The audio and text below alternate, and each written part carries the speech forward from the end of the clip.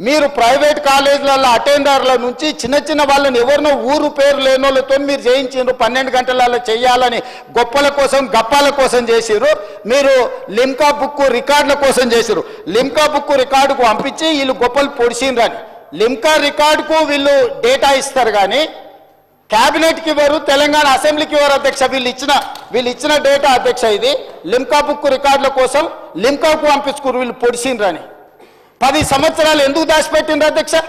ఎందుకు ఈ సభలో పెట్టలేదు ఎందుకు క్యాబినెట్లో పెట్టలేదు అంటే మంత్రుల మీద నమ్మకం లేదు ప్రజాప్రతినిధుల మీద నమ్మకం లేదు ప్రజల మీద నమ్మకం లేదు మీరు మీ దగ్గర దాచిపెట్టుకొని మీ కుటుంబమే సమాచారాన్ని అడ్డం పెట్టుకొని అన్ని రకాల అరాచకాలు చేసి ఈరోజు ప్రభుత్వం చిత్తశుద్ధితోని ఒక మంచి పాలసీని తీసుకొచ్చినప్పుడు ఆ విషయం మాట్లాడుకుంటూ 10 సంవత్సరాలు మీరు చేసిరు లిమ్కా బుక్ రికార్డ్స్కి అవసరం ఉందా అధ్యక్ష ఇది లిమ్కా రికార్డ్స్ ఈరోజు బీసీలకు న్యాయం చేస్తుందా అంటే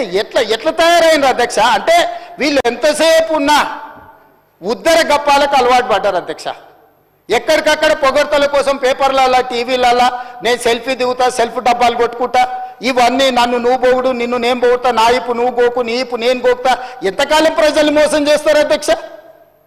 మాట్లాడలేకపోవచ్చు అక్కడ ఉన్న మా బీసీ మిత్రులు కానీ వాళ్ళ మనసుకు తెలియదా ఈరోజు ఈ ప్రభుత్వం చేస్తున్న ప్రయత్నం